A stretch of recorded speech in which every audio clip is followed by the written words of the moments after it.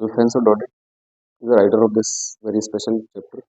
That is our first chapter of our book, class 12. I am starting. The writer is mentioning, I started for school very late that morning and was in great dread of scolding.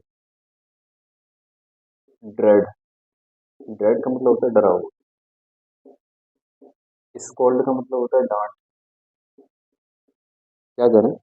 मैंने उस दिन school जाना थोड़ा देरी से शुरू किया. क्यों? क्योंकि मैं बहुत ज़्यादा डरा हुआ था. डरा किस बात से था? स्कोल्डिंग, डांट फटकार से. Especially because M. Hamel had said that he would question us on particular.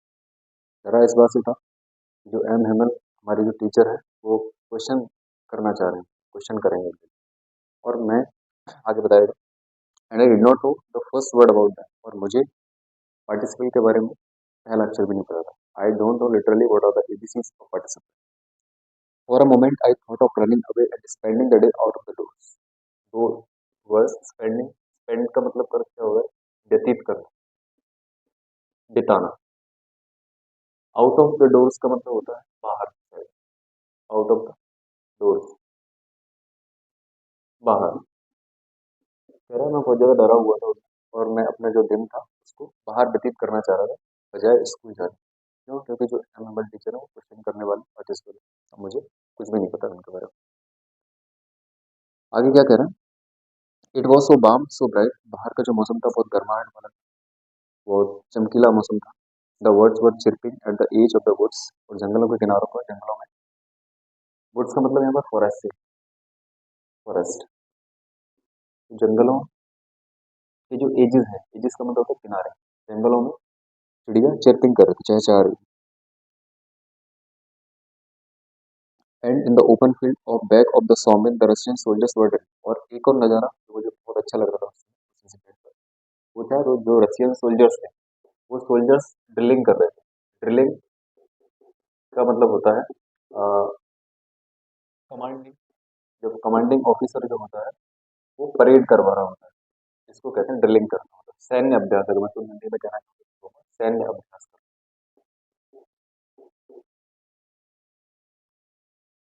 It was all much more tempting than the rules of participate. ये सारी चीजें जो भी हो रही थी, कौन कौन सी चीजें? यहाँ चहचहा रही, मौसम इतना अच्छा था, है ना, और जो रशियन सोल्जर्स हैं वो ड्रिलिंग कर रहे थे. तो ये सारी चीजें बहुत ज्यादा अट्रैक्टिव लग रही थी, बहुत ज्यादा मनमोहक लग रही थी. Than the rules of participle, बजाय पार्टिसिपल के नियमों के. क्योंकि स्कूल में जाऊंगा तो टीचर पार्टिसिपल के नियम पूछेगा. But I had the strength to resist and hurried to school. Hurried का मतलब जल्दी करो. HURRI, हरिड, जल्दी करो. मैंने अपने आप को रेजिस्ट, रेजिस्ट का मतलब है रोक पाने में सक्षम हो पाना. मैंने अपने आप को रोका, मेरी इच्छा पर काबू पाई. मेरी इच्छा क्या थी? बाहर जाने की. लेकिन मैंने अपने आप इच्छा पर काबू पाया और मैंने हरी अप किया, मतलब जाना जल्दी शुरू किया स्कूल की तरफ. मैंने pass the town hall there was a crowd in front of the bulletin board. जब मैं टाउन हॉल के पास से गुजरा तो मैंने एक क्राउड को देखा, एक भीड़ को देखा बुलेटिन बोर्ड के सामने. बुलेटिन बोर्ड वो बोर्ड होता है जहाँ पर जो भी स्कूल से रिलेटेड जितनी भी इंफॉर्मेशन होती हैं वो लगाई जाती हैं, वो लगाई जाती हैं. तो मैं जब गुजर रहा था मैंने बहुत भीड़ देखी बुलेटिन बोर्ड के सामने. For the last 2 years all over bad news had come from there. पिछले गत 2 सालों से जितनी भी बुरी खबर हमारी थी उसी बुलेटिन बोर्ड से आ रही थी. द लॉस्ट बैटल्स, तो उसमें कौन कौन सी खबरें खबरें शामिल हैं वो बता रहे हैं. Lost battles, draft, orders of commanding officers.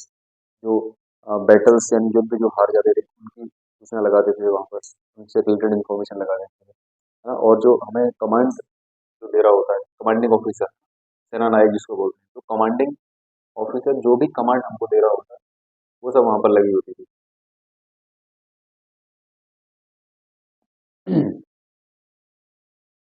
And I thought to myself without stopping. मैंने बिना रुके हुए अपने आप से सोचा what can be the matter now. अब क्या बात हो सकती है, क्या मैटर हो सकता है. Then as I hurried by as fast as I गो.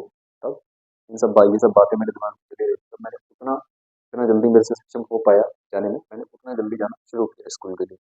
आगे बढ़ गया. द ब्लैक स्मिथ वॉचर, वहाँ पर एक लोहार मिला, वॉचर नाम का. वो वॉज देयर, जो वो वहाँ पर था विथ हिज अप्रेंटिस. वो किसके साथ मिला? अप्रेंटिस के साथ में. अप्रेंटिस को अगर मैं सब हिंदी में बताना चाहूँगा आपको तो बोलते हैं प्रशिक्षु. प्रशिक्षु. जो लोग थ्योरी कंप्लीट कर लेते हैं और प्रैक्टिकली चीज़ों को देखने के लिए किसी जगह जाते हैं, उसको कहते हैं प्रशिक्षण। आईटीआई कर ली और ये पढ़ ली, उसके बाद में ट्रेनिंग लेना, फिजिकली ट्रेनिंग लेना। तो वो क्या कर रहा है, reading the bulletin called after me. वो बुलेटिन बोर्ड को पढ़ रहा होता है और वो मेरे मेरे को बोलता है, डोंट गो सो फास्ट बब। बब का मतलब होता है यहाँ पर लिटिल बॉय या यंगर बॉय, आप कह सकते हैं लिटिल बॉय। वो कह रहा है डोंट गो सो फास्ट बब, अरे छोटे लड़के तुम्हें इतनी जल्दी करने की जरूरत नहीं। You will get your school in plenty of time. Plenty का मतलब होता है पर्याप्त। पर्याप्त कोई चीज सफिशियंट मैं कह सकता हूँ, सफिशियंट तरीके से हो। तो वो कह रहा है तुम्हारे पास सफिशियंट टाइम है, देयर इज टू हरी, आपको जल्दी करने की जरूरत नहीं। I thought he was making fun of me. अब मैं पहले से लेट हो गया था, मेरे मन में एक बात आई कि शायद वो मेरा मजाक बना। And reached M Hamel's little garden all out of breath. और जब मैं एम हेमल के जो छोटा सा गार्डन है वहां पर पहुंच गया लिटरली, तब मैंने जाकर थोड़ी राहत की सांस ली। आगे करें, usually when school begin there was a great bustle. Bustle का मतलब होता है शोर शराबा। जब स्कूल शुरू होता है सामान्यतः वहां पर बहुत ज्यादा शोर शराबे का माहौल होता है, which could be heard out in the street, जिसको गली के बाहर से भी, स्कूल के बाहर गली है, गली से भी सुना जा सकता है। अब वो शोर किसका होता है, वो आगे मेंशन कर रहे हैं, the opening and closing of the desk lessons repeated in session. का मतलब क्या होता है, जब कोई चीज एक साथ की जाती है सर्वसम्मति, इसको मैं क्या कहूँगा, सर्वसम्मति। तो वो छोटे छोटे बच्चे होते हैं, टीचर बुलवा रहा होता है और छोटे छोटे बच्चे एक साथ में तेज आवाज में उनके साथ में बोल रहे होते हैं, पाठों के दोहराए जाने की आवाज एक साथ, ये सब आवाज वहाँ पर। और क्या कह रहा है, opening and closing of the desk lessons repeated in unisons very loud. बहुत तेज तरीके से ये सब आवाजें होती रहती है। With our hands over our ears to understand better. बच्चे लोग क्या करते हैं, अपने हाथों को कानों पर रख लेते हैं, इसकी वजह से उनको बेहतर तरीके से समझ में आए इसकी बदौलत।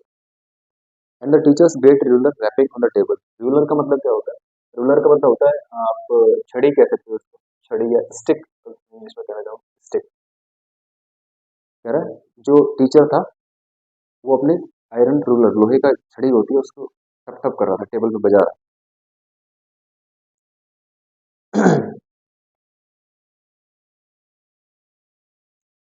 आगे कह रहा है, but now it was all so still. आज एकदम सब स्थिर, शांत था, एकदम पीसफुली माहौल। I had counted on the commotion to get my desk without being seen. मैंने अपने आप से तय किया कि शायद मैं बिना किसी की नजरों में आए हूँ अपनी डेस्क तक पहुंच जाऊंगा। But of course that day everything had to be as quiet as Sunday morning. लेकिन उस दिन क्या था, उस दिन सब कुछ ऐसे लग रहा था जैसे संडे की मॉर्निंग हो। संडे को मतलब स्कूल साइलेंट होता है, कोई बच्चे शोर शराबा कुछ नहीं होता है, तो सब वो जो कंपैरिजन कर रहा है हमारा राइटर, कह रहा है उस दिन ऐसा लग रहा था कि वो सुबह संडे की सुबह। दो the window I saw my classmates already in their places. मैंने खिड़की में से होकर अपने क्लासमेट्स को देखा, वो पहले से ही अपनी जगह पर जाकर बैठे हुए थे। And I am walking up and down with terrible iron ruler. Terrible का मतलब डरावना, टेरिबल। वो अपने हाथ में एक टेरिबल डरावनी छड़ी लिए हुए क्लास में अप एंड डाउन घूम रहे, इधर से उधर घूम रहे। I had to open the door and go in before everybody. मैंने बिना किसी की नजरों में आए हुए गेट को खोला और जाना चाहा अपने डेस्क पर। यू कैन इमेजिन, तुम कल्पना कर सकते हो, how I blessed and how frightened I was. मैं कितना शर्मिंदगी उस टाइम पर मुझे हो रही थी और मैं कितना अंदर से फ्राइटेंड था, डरा हुआ। बट नथिंग हैपेंड, लेकिन कुछ नहीं हुआ जैसा मैं सोच रहा था, ऐसा नहीं हुआ। M Hamel saw me and said very kindly. M Hamel ने मुझे देखा और बड़े दयालु भाव से, बड़े काइंड, बड़े विनम्रता के साथ मुझसे कहा, go to your place quickly, तुम अपनी जगह पर चले जाओ लिटिल फ्रेंड।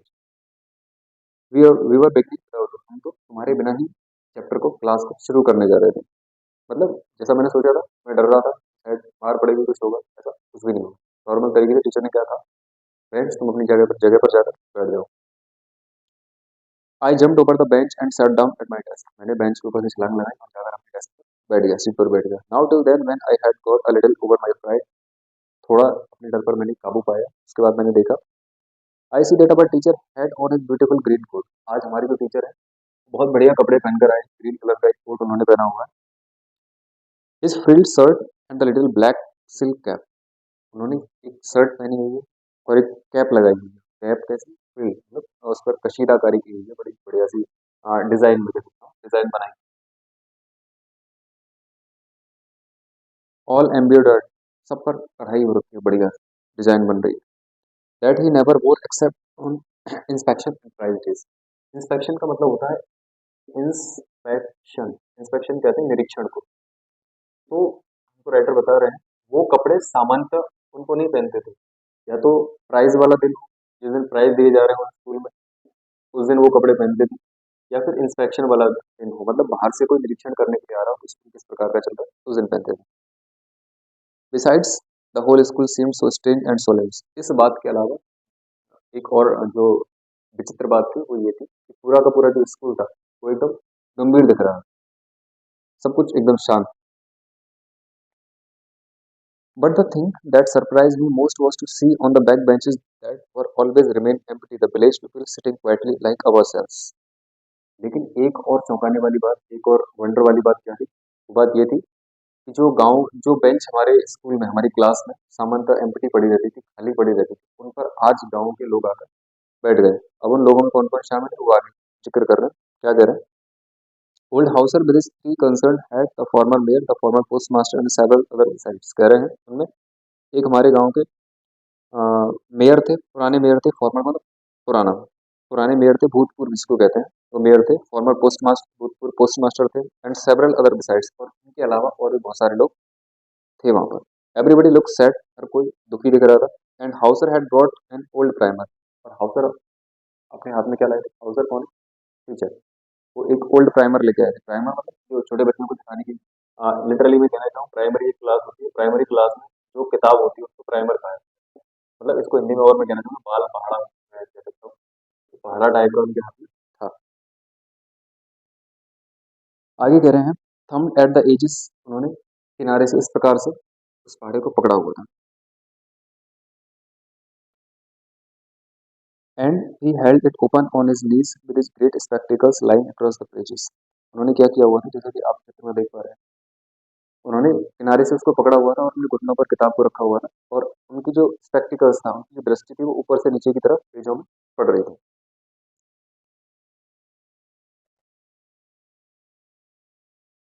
आगे कह रहे हैं while I was wondering about it all, MML mounted his chair and in the same grave and gentle tone which he had used to me said, my children, this is the last lesson I shall give।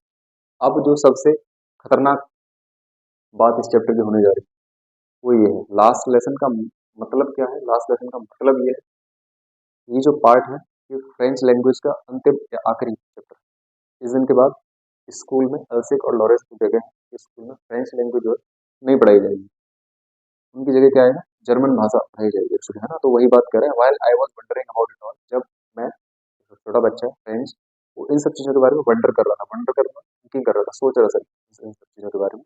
M Hamel mounted his chair, M Hamel अपने chair से खड़े हो गए, the same grave and gentle tone, बड़ी गंभीरता के साथ, बड़ी जेंटल नम्रता के साथ, टोन के साथ वो क्या करते हैं, सामान्यतः सभी के लिए वो यूज करते हैं, वो मतलब स्टिक टाइप के टीचर नहीं है, ज़्यादा मारा छेड़ी कमी करते हैं, तो ना कर। तो कह रहे हैं which he has used to me said, my children, this is the last lesson I shall give। मैंने बड़ी जेंटल टोन के साथ ये कहा, ये आखिरी चैप्टर है किसका? फ्रेंच लैंग्वेज का। आज के बाद फ्रेंच भाषा नहीं पढ़ाई जाएगी, आज के बाद जर्मन लैंग्वेज पढ़ाई जाएगी। The order has come from Berlin to teach only German the schools of Alsace and loris.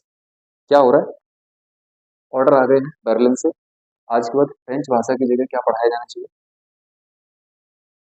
German language पढ़ाई जानी चाहिए। एल्सिक और लॉरिस जो जगह है स्कूलों में। The new master comes tomorrow, अगले जो अध्यापक हैं जो जर्मन आपको पढ़ाएं, जर्मन टीचर है, वो कल आ जाएंगे, अगले दिन से आ जाएंगे। This is your last lesson, this is your last French lesson, ये अंतिम या आखिरी फ्रेंच का चैप्टर है। I want to be very attentive. Attentive का मतलब केयरफुल। कह रहे हैं टीचर एमएमएल कह रहे हैं बच्चों से, आप सभी के लिए, आप सभी को आज के दिन में बड़ा अटेंटिव चाहता हूँ, केयरफुल चाहता हूँ।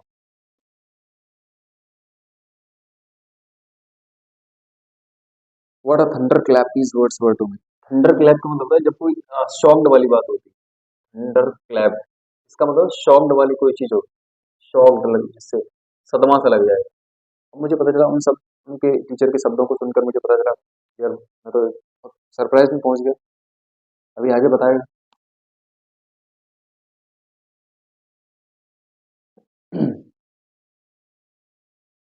ओह the wretches, that was what they had put up at the town। अरे तुम जाकर मेरी समझ में आया बुलेटिन, बुलेटिन बोर्ड पर क्या लिखा हुआ था। जो भीड़ लग रही थी ना वहाँ, इसी की वजह से लग रही थी। बर्लिन से ऑर्डर आ गए, एल्सिक और लॉरेंस जो जगह है इनमें इन जगहों पर फ्रेंच भाषा की जगह आज के बाद जर्मन लैंग्वेज पढ़ाई जाएगी, इसलिए लोग वहाँ पर इकट्ठा हो रहे हैं। अंततः अब मेरी समझ में आई बात। My last lesson, why I hardly knew how to write. मेरा अंतिम फ्रेंच का लेसन, ऐसा क्यों? मैं तो बड़ी मुश्किल से सीख पाया था। हार्डली का मतलब हार्डली, बेयरली, रेयरली, तो होता है बड़ी मुश्किल से। I should never learn anymore. I must stop there then. Oh, how sorry I was for not learning my lessons for seeking birds, eggs, and going sliding on the stars. My book that has seemed such a nonsense a while ago, so heavy to carry my grammar and my history of sense for old friends now that I couldn't give up.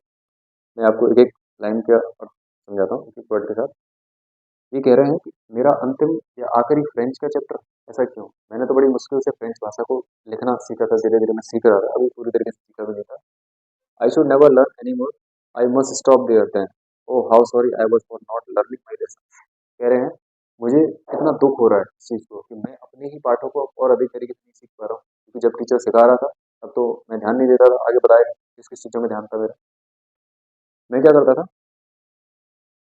और seeking birds eggs on going sliding on the साथ, मैं चिड़ियों के अंडों को खोजता रहता था, नदी के पास चले जाता था, नदी में जाकर पत्थरों को तैराता था, ये सब काम मैं करता था, जंगलों में घूमा करता था। ये सब काम मुझे अच्छे लगते थे। मेरा पढ़ाई से उस समय थोड़ा कम लेना लेना देना। ये हम सभी के लिए संदेश मिल रहा है, आप सभी के लिए। ये कह रहे हैं कि इस उम्र पर बच्चे जब होते हैं शुरुआती दौर में जीवन के, तो उनको डिस्ट्रैक्शंस बहुत सारी हो जाती है, ऑटोमेटिकली हो जाती है, चाहे वो समाज दे दे या अ, आस पड़ोस दे दे, जो भी है, या किसी इंसान की वजह से आ जाए, तो बहुत सारी डिस्ट्रैक्शंस लाइफ में होती रहती हैं। तो कहे उन डिस्ट्रैक्शंस के साथ में आपको निकलना है, निखारना है अपने आप को, फिर भी ध्यान नहीं देना डिस्ट्रैक्शन पर। बहुत सारी बाधाएं हैं।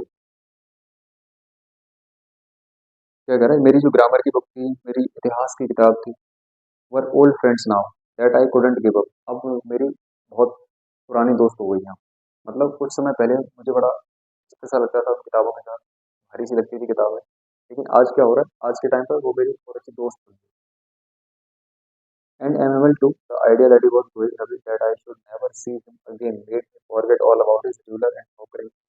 बड़ी बढ़िया बात करें, एम हेमल के लिए भी ये बात बता रहे हैं। एम हेमल के लिए इस बात को जानने के बाद, आज उनका आखिरी पार्ट है, आज उनका अंतिम चैप्टर है, मैं सारी चीजों को भूल, पहले जो भी हुआ, वो कितने क्रैंकी थे, कितने रूलर थे, हाथ में डंडा रहता था, टक्कर करते रहते थे, जिसको मन कर दिया उसको पीट दिया, उन सब चीजों के बारे में मैं भूल गया बिल्कुल। क्योंकि अब तो मेरे मन में क्या चल रहा है, तो मेरे मन में यही बात चल रही है कि आज के दौर में फ्रेंच भाषा को, अपनी खुद की भाषा को नहीं पढ़ पाऊँ। Poor man, it was in honor of his last lesson that he had put on his fine Sunday clothes. And now I understood why the old man of villages was sitting there in the back of the room. अब कह रहे हैं, अब जाकर मुझे मेरी समझ में आता है, बढ़िया तरीके से छोटा लड़का है, फ्रेंच, उसका नाम है फ्रेंच। फ्रेंच कह रहा है, अब मेरी समझ में आ गया क्या माजरा था। ये जो वीआईपी कोट पहन कर आए थे, टोपी थी, शर्ट थी, एम्ब्रॉयडर्ड शर्ट थी, ये सारी चीजें क्या थी, ये ऑनर की वजह से, सम्मान की वजह से। एक टीचर का किसी जगह आखिरी चैप्टर होना और उस भाषा को पूरी तरीके से निकाल देना उस सिलेबस से, ये बहुत बड़ी बात है। तो उनके लिए, सम्मान के लिए ये सारी चीजें थी, है ना। और जो विलेज विलेज वाले जो लोग थे, बैक बेंचेस पर बैठे हुए, वो उनका भी मुझे लॉजिक समझ में आया, ये अंत तक किस चीज के लिए आए।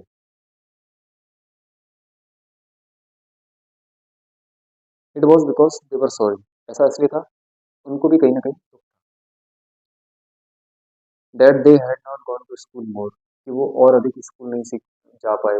खुद के लिए दुख था उस टाइम पर, हमारे पास ऐसी अपॉर्चुनिटी स्कूल नहीं जा पाए, और आज हमारी फ्रेंच भाषा का जो है लास्ट लेसन, तो वो भी कहीं ना कहीं बच्चों के साथ सैड हो।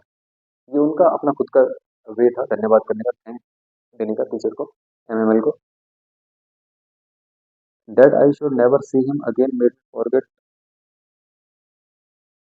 It was their way of thanking our master for his 40 years of faithful service. ये अ, उनका खुद का तरीका था थैंक करने का, धन्यवाद करने का हमारे टीचर को, मास्टर को, उनकी for his 40 years of faithful service, उनकी 40 साल की सर्विस के लिए। फेथफुल का मतलब क्या होता है? ट्रस्टेबल, भरोसेमंद, ईमानदारीपूर्ण, faithful.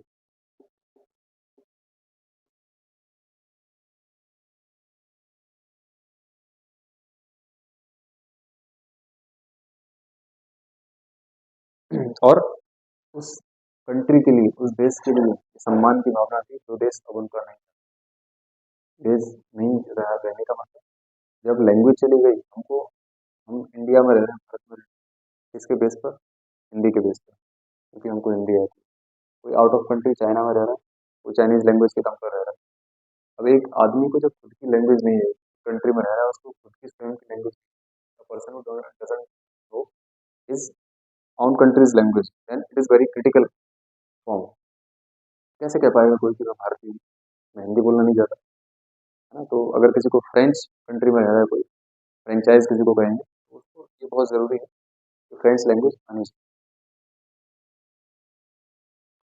While I was thinking of all this, I heard my name called. जब मैं इन सब चीज़ों के बारे में सोच ही रहा था, मुझे पता चला कि मेरा नाम पुकारा गया है। It was my turn to recite. Recite का मतलब तेज आवाज में कविता को बोलना। तो मुझे क्या पता चला, अब मेरा खुद का नंबर रिसाइट करने का, पोएम को तेज आवाज में बोलने का। What would I not have given to be able to say that dreadful rule for participle all throughout, very loud and clear, and without one mistake. कह रहा है, मैंने क्या नहीं किया, मैंने पूरा भरकम भारी प्रयास किया कि मैं उन शब्दों को, जो पार्टिसिपल के नियम है, सभी को एक एक करके बढ़िया तरीके से टीचर को सुनाऊं। लेकिन आगे कह रहा है, मतलब बिना मिस्टेक के सुनाऊं, लाउड और बहुत क्लियर आवाज में सुनाऊं। But I got mixed up on the first word and stood there holding on to my desk, my heart beating and not daring to look up. लेकिन मैंने क्या कर दिया, मैंने मिक्सअप कर दिया शब्दों को। मैं अच्छे तरीके से नहीं बोल पाया, जिस तरीके से मैं सोच रहा था कि मुझे ऐसा सुनाना है, ऐसा नहीं कर पाया। और मैंने क्या कर दिया, मिक्सअप कर दिया, और अपनी डेस्क को होल्ड करना, पकड़ के वहीं पर खड़ा हो गया। I hear M Hamel say to me, I want to scold you little French, you must feel bad enough. मैंने इस बात को सुना, एमएमएल क्या कह रहे थे, एमएमएल कह रहे थे, अरे छोटे फ्रेंड, मैं तुमको डांटूंगा नहीं, तो पहले से ही बहुत ज्यादा बुरा लग गया। See how it is every day we have said to ourselves, I have plenty of time. देखो, हम सभी अपने आप से हमेशा कहते रहते हैं कि हमारे पास बहुत ज्यादा समय है, पर्याप्त समय है कामों को करने के लिए। I will learn it tomorrow, और हम क्या करते हैं, चीजों को कल पर टालते रहते हैं, कल करूंगा, कल करूंगा, और ये बहुत बड़ी समस्या है। And now you see where you have come, और अब तुम देख ही रहे हो कि हमारी क्या सिचुएशन हो गई है, कहाँ आ गए हैं। That's a great trouble with sick secrets of learning till tomorrow. कह रहे हैं ये समस्या अलसे के साथ भी, वो क्या करती है, चीजों को कल पे डालती रहती है। Now this fellows out there will have tried to say you, how is it you pretended to be a Frenchman and yet you can neither speak nor write your own language. उस बात को बता रहे जो मैंने आपको थोड़ी देर पहले बताया। वो क्या बात थी, एक आदमी जब अपनी खुद की कंट्री की लैंग्वेज को नहीं जानता है, तो उस कंट्री का निवासी नहीं हो सकता है। वो कह रहा है कि तुम दिखावा करते हो, प्रिटेंड करने का मतलब दिखावा करना, तुम दिखावा करते हो क्या, किसका, कि तुम एक फ्रेंच आदमी हो, फ्रेंचाइज व्यक्ति हो, जबकि तुमको फ्रेंच भाषा ना तो तुम लिख सकते हो ना बोल सकते हो। तो ये एक समस्या है अपने। But you are not the host, poor little French. WORST, host का मतलब क्या होता है, WORST, ये बैड, वोर्स, WORST, वोर्स और वोर्स, ये पॉजिटिव, ये कंपैरेटिव और ये सुपरलेटिव। कह रहा है तुम ही सबसे खराब नहीं, खराब, दो में से खराब और सबसे खराब। कह रहा है टीचर जो है, एम हेमल, वो छोटे फ्रेंड्स को कह रहे हैं कि तुम सबसे खराब नहीं हो, सबसे कमजोर तुम ही नहीं हो।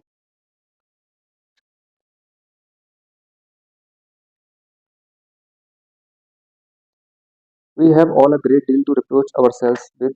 Your parents were not anxious enough to have you learn. अभी कह रहे हैं तुम अकेले, इसमें तुम्हारी भाषा को नहीं जानते, इसमें अकेले का तुम्हारा कोई रोल नहीं, इसमें और भी लोग जिम्मेदार हैं। अब एमएमएल अपने आप को भी इसमें इंक्लूड करें। एक आध दो दिन हो सकता है छुट्टी दे दी, उसकी बदौलत अभी आपको बताएंगे कि मैं अपने आप को भी इंक्लूड करता हूँ इसमें। तुम सीख नहीं पा रहे हो, सीखे नहीं समय रहते हुए, इसमें मेरा भी कहीं ना कहीं दोष है। देखिए क्या कह रहा है, तुम्हारे पेरेंट्स भी एनेक्सियस नहीं थे, इनफ तरीके से एनेक्सियस है। एनेक्सियस का मतलब होता है इच्छुक, जो किसी चीज को चाहता है। तो तुम्हारे माँ बाप भी नहीं चाहते थे ठीक तरीके से, पर्याप्त तरीके से कि तुम सीखो। They preferred to put you to work on a farm और at the mills so as to have a little more money. वो क्या प्रीफर करते थे, प्रीफर का मतलब प्राथमिकता देना। वो क्या प्रीफर करते थे कि तुम किसी मिल वगैरह पर काम कर लो, इससे इसके बदले में क्या होगा, थोड़ा और पैसा आ जाएगा, अतिरिक्त पैसा आ जाएगा। So as to have a little more money and I have been to blame also. अब कह रहे हैं मैं अपने आप को भी दोषी मानता हूँ, मैं अपने आप का भी ब्लेम मानता हूँ इसमें। Have I not often send you to water my flowers instead of learning your lessons. क्या बताऊँ, मैंने कितनी बार आपको मेरे जो प्लांट्स है, पौधे हैं, उन्हें पानी देने के लिए नहीं देता, बजाय पढ़ने के। And when I wanted to go fishing did I not just give you holiday. अब कह रहे हैं कि जब मुझे फिशिंग करने के लिए जाना होता था, मेरी हॉबी, टीचर कह रहे हैं इस बात को, तो मैंने कितनी बार तुम्हें छुट्टी नहीं दे दी। Then, from one thing to another, M. Hamel went on to talk on the French language, saying that it was the most beautiful language in the world, the clearest, the most logical, that we must guard it among us and never forget it. Because when the people are enslaved, as long as they hold fast to their language, it is as if they had the key to the prison. कह रहे हैं तब एक के बाद एक करके M M L उस फ्रेंच भाषा के बारे में बहुत सारी चीजें बताते गए और उन्होंने क्या कहा ये मोस्ट ब्यूटीफुल लैंग्वेज दुनिया की सबसे सुंदर भाषा है, सबसे क्लियर भाषा है, द मोस्ट लॉजिकल, सबसे तर्क वाली भाषा है। और हमको क्या करना है that you must guard it us, हमको अपने दिलों में इसको बसा कर रखना है, कभी खत्म नहीं होने देना, नेवर फॉरगेट इट, कभी खत्म नहीं होने चाहिए। Because when people are enslaved, enslaved का मतलब गुलाम, परतंत्र हो जाना किसी दूसरे के सहारे। तो फिर जब आदमी गुलामी की जंजीरों में जकड़ा जाएगा, as long as they hold fast to their language, it is if they had the key to their prison। उस क्षण में, उस मोमेंट में केवल एक ही चीज है जो आपकी खुद की भाषा है, खुद की लैंग्वेज, वही काम आएगी और वही आपको उस प्रिजन से बाहर निकालने में मदद करेगी। Then he open the grammar and read us our lesson. उसके बाद एमएमएल ने ग्रामर की किताब खोली और हमारे लिए चैप्टर को पढ़कर सुनाया। It was amaze I was amazed to see how well I understood it. अब एमएमएल सॉरी जो फ्रेंच है वो कह रहा है आज से पहले मुझे उस तरीके से समझ में नहीं आया था, आज मुझे चीजें बहुत अच्छे तरीके से समझ में आ रही है। All he said seemed so easy so easy. जो भी टीचर एमएमएल कह रहे थे सारी बातें बहुत आसान लग रही थी। I think too that I had never listened so carefully. मैंने अपने आप से भी कहा, मतलब समझा इस बात को कि मैंने शायद, मेरा भी दोस्त रहा है, मैं आज से पहले इतना ध्यान से मैंने चीज़ों को नहीं सीखा।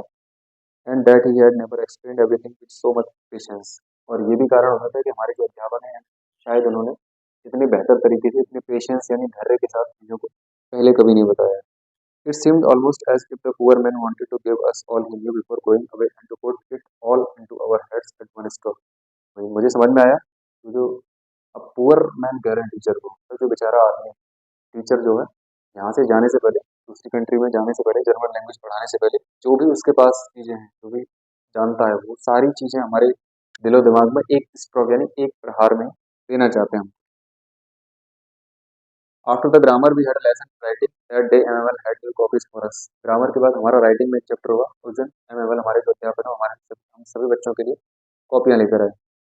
Written in a beautiful hand, round hand, France Alsace, France Alsace. उस पर बहुत सुंदर हैंड राइटिंग में फ्रेंड्स एल्सिक लिखा हुआ था। They looked like little flags floating everywhere in the schoolroom hung from the rod at the top of our desk. ऐसा लग रहा था वो सारे जो मतलब झंडे टांग दिए पूरे क्लासरूम में, हमारी डेस्क के ऊपर फ्लैग लगा दिया। You ought to have seen how everyone set to work and how quiet it was। आपको खुद को देखना चाहिए था, वाकई में इतना सब कुछ एकदम बढ़िया चल रहा था, सब अपने अपने कामों में लगा थे, सब कुछ इतना शांत था। The only sound was the scratching of the pens over the paper. केवल एक ही साउंड आ रही थी, उसकी स्क्रैचिंग, स्क्रैचिंग मतलब रगड़ने की साउंड आ रही थी, पेनों को रगड़े जाने की साउंड आ रही थी। Once some once some beetles flew in, but nobody paid no attention to them, not even the littlest ones who worked right on pressing their fish hooks।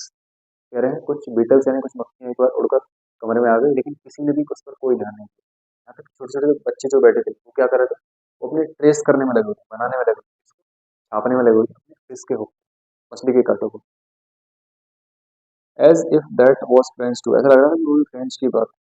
On the roof the pigeons fluted very low. ऊपर छत पर जो कबूतर थे वो बहुत धीमी स्वर आवाज में फ्लूट कर रहे थे। And I thought to myself will they make them sing in German even the pigeons. और मैंने तब सोचा अपने आप से कि क्या पिजन्स का मतलब कबूतरों को भी ये जो टीचर है, अध्यापक है, ये फ्रेंच भाषा, जर्मन भाषा सिखा रहे हैं। Whenever I looked up from my writing, I saw an man sitting motionless in a chair and gazing first at one thing, then at another, as if he wanted to fix in his mind just how everything looked in that little school room। जब भी मैंने अपने काम से ऊपर sir उठाया तो मैंने देखा एमएमएन हमारी कक्षा में अप एंड डाउन घूम रहे हैं, सॉरी बैठे हुए हैं अपनी चेयर में। एंड गेजिंग, गेजिंग का मतलब होता है देखना, निहारना। तो वो क्या कर रहे हैं, चीजों को देख रहे हैं, पहले एक चीज को देख रहे हैं, उसके बाद दूसरी चीज को देख रहे हैं। ऐसा इसलिए कर रहे हैं कि शायद उनके देखने का तरीका है, वो चाह रहे हैं कि यहाँ से जाने से पहले जो भी यहाँ का एटमोसफेयर है, इन्वायरमेंट है, उसको अपने माइंड में, अपने माइंड सेट फिक्स करना चाह रहे हैं, कौन सी चीज़ कहाँ है। इसलिए वो शायद देख रहे हैं सारी चीज़ें। Fancy for 40 years he had been there in the same place.